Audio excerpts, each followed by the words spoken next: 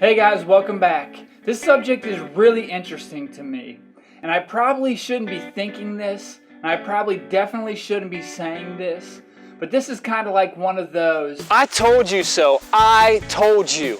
Ha! Ha ha ha! I told you. Oh no, you did not just do that. You did not just do that. Talk to the hand. Talk to the hand. That's right.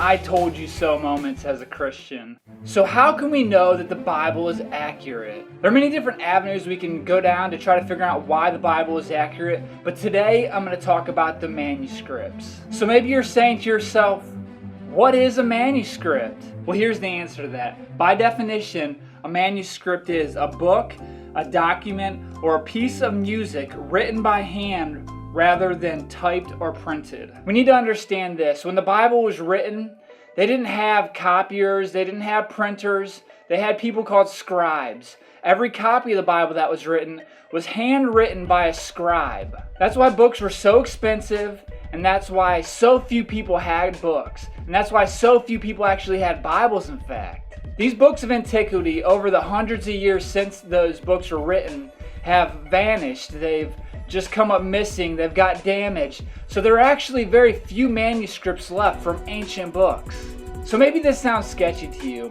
There's a scribe and every Bible was handwritten, but you have to understand every historic book that we have was done the exact same way. Every book of antiquity that we have was handwritten in the exact same way as the Bible was. Secular scientists would say authors like Plato and Aristotle and Socrates, all of their books would be historically accurate based on the manuscripts. So here's the I told you so moment. This sounds really confusing and it's hard to picture. So what I'm going to do is I'm going to put a picture on the screen so you can understand this.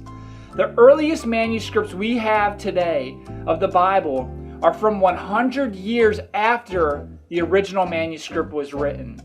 In comparison, the books of Aristotle and Socrates and Plato, their earliest writing we still have currently is 1,000 years after the original manuscripts were written.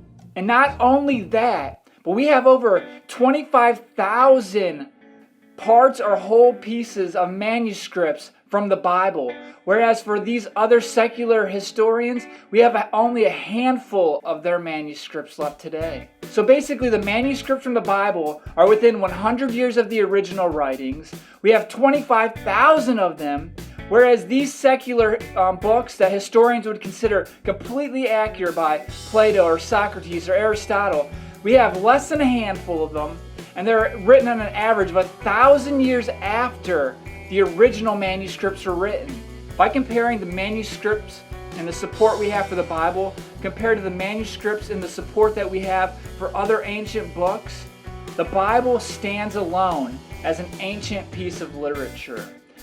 The Bible has more manuscripts left than any other book in history, and the support that it's actually accurate by any historian could not be argued. So that's how we know the Bible is accurate, and that's the I told you so. I told you.